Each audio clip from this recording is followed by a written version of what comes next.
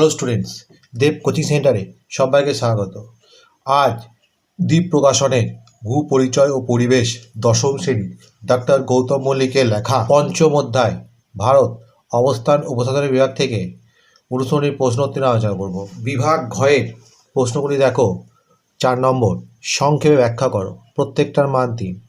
তোমরা এই প্রশ্নগুলো দেখে নাও, এর উত্তরগুলো পরে করা আছে।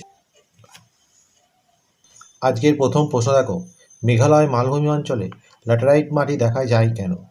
এর উত্তর লিখবে, মেঘালয় মালভূমি অঞ্চলে ল্যাটেরাইট মাটি দেখা যায় কারণ এখানকার উচ্চ তাপমাত্রা, অতিরিক্ত বৃষ্টিপাত এবং আর্দ্র জলবায়ু শিলাগুলির দীর্ঘস্থায়ী ও তীব্র আবহাওয়া ঘটায়, যার ফলে লোহা ও অ্যালুমিনিয়াম সমৃদ্ধ এই মাটির সৃষ্টি হয়, যা নিষ্কাশন প্রক্রিয়ায় হিউমাস ও অন্যান্য পুষ্টি উপাদান ধুয়ে ফেলে মাটিকে অনুর্বর করে তোলে। কারণগুলি: তীব্র আবহাওয়া, এখানকার জলবায়ু আর্দ্র ও উষ্ণ হওয়ায় শিলার দীর্ঘস্থায়ী আবহাওয়া হয়।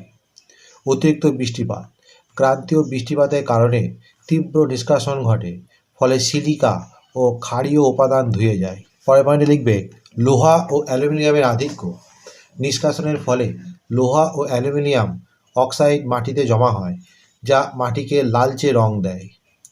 হিউমাস হ্রাস, উচ্চ তাপমাত্রায় ব্যাকটেরিয়া মাটির হিউমাস দ্রুত ভেঙে ফেলে, তাই এই মাটি উর্বর হয় না। মালভূমি অবস্থান, এই মাটি সাধারণত মালভূমির ঊর্ধ্বভূমি ও প্রান্ত বরাবর দেখা যায়, যেখানে মেঘালয় মালভূমি অবস্থান।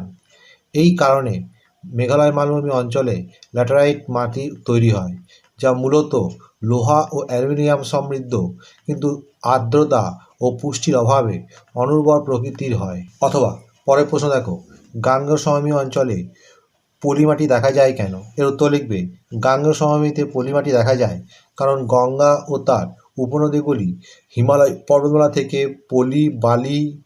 পলি এবং কাদা বহন করে এনে সমভূমিতে জমা করে। এই নদীগুলি প্রতি বছর পলি বহন করে আনে, বিশেষকালে বর্ষাকালে, যা পলি মাটি তৈরি করে এবং সমভূমিকে অত্যন্ত উর্বর করে তোলে, যা ইন্দো গাঙ্গেয় সমভূমির বিশাল অংশ জুড়ে বিস্তৃত। পলিমাটি গঠনের মূল কারণ নদীর দ্বারা বাহিত পলি। গঙ্গা ও তার সহায়ক নদীগুলি যেমন যমুনা, ঘাগড়া হিমালয় থেকে কোটি কোটি বছর ধরে শিলা ও পলির টুকরো বহন করে এনে বিশাল সমভূমিতে জমা করেছে, যা পলিমাটি নামে পরিচিত। নদীর ভাঙন ও জমাট বাঁধা, বর্ষাকালে নদীর জলস্রোত তীব্র হওয়ায় পলি, বালি ও কাদামাটি প্রচুর পরিমাণে পরিবাহিত হয় এবং যখন নদী শান্ত হয় বা সমভূমিতে প্রবেশ করে তখন ওই পদার্থগুলো জমা হয়। উর্বরতা, এই মাটির কণাগুলি সূক্ষ্ম এবং পুষ্টিগুণে সমৃদ্ধ হওয়ায় এটি অত্যন্ত উর্বর হয় এবং কৃষিকাজের জন্য খুব উপযোগী। পলিমাটির প্রকারভেদ, খাদর, নদীর একেবারে কাছাকাছি অবস্থিত নতুন পলিমাটি, যা প্রতি বছর পলির দ্বারা নতুন করে গঠিত হয় এবং খুবই উর্বর। ভাঙন, নদীর পুরনো পলিমাটি যা বর্তমান নদীখাত থেকে দূরে অবস্থিত এবং এতে কঙ্কর, চুনাপাথরের ছোট নুড়ি থাকতে পারে। এই কারণে গাঙ্গেয় সমভূমি ভারতের বৃহত্তম এবং সবচেয়ে উর্বর পলিমাটি অঞ্চল হিসাবে পরিচিত, যা কৃষির কেন্দ্রবিন্দু। এর পরে প্রশ্ন দেখো 10 নম্বর, কৃষ্ণ মৃত্তিকা ভারতের কোন অংশে দেখা যায়? এর উত্তর লিখবে, ভারতের কৃষ্ণ মৃত্তিকা অঞ্চল। 1 নম্বর, দাক্ষিণাত্য মালভূমির উত্তর পশ্চিমাংশে মহারাষ্ট্রের মালভূমি এবং ডেকান ট্র্যাপ অঞ্চলে সবচেয়ে বেশি কৃষ্ণ মৃত্তিকা দেখা যায়।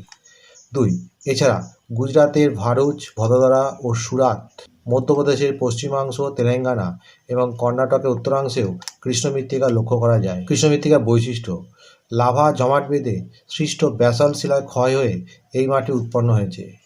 এই মাটিতে টাইটেরিয়াম অক্সাইডের পরিমাণ বেশি থাকে বলে এর কালো রং হয়। এই মাটির আরও এক নাম রেগুর। এই মাটির কাদা ও পলির ভাগ বেশি থাকে এবং বালি কম থাকে, এই জন্য এই মাটির দানাগুলি খুব সূক্ষ্ম হয়। নাইট্রোজেন ও জৈব পদার্থ কম থাকলেও এই মাটিতে ক্যালসিয়াম, পটাশিয়াম, চুন, অ্যালুমিনিয়াম এবং ম্যাগনেসিয়াম কার্বনেট আছে বলে এই মাটি অত্যন্ত উর্বর। এই মাটির জল ধারণ ক্ষমতা খুব বেশি। এই মাটিতে তুলো চাষ খুব ভালো হয় বলে একে কৃষ্ণকার্পাস মৃত্তিকা বলা হয়। এই মাটিতে প্রচুর পরিমাণে আখ, বিদর্ভ, মারাঠাওয়াড়া অঞ্চলে চীনাবাদাম, উত্তর কর্ণাটক, জোয়ার, কমলালেবু, নাগপুর, পেঁয়াজ, নাসিক প্রভৃতি উৎপন্ন হয়। অথবা পরের প্রশ্ন দেখো, বৃষ্টির জল সংরক্ষণের পদ্ধতি উল্লেখ করো। এর উত্তর লিখবে বৃষ্টির জল সংরক্ষণ পদ্ধতি। বৃষ্টিপাত হলে তার বেশিরভাগ অংশই মাটির উপর দিয়ে গড়িয়ে নদীর মাধ্যমে সমুদ্রে চলে যায়।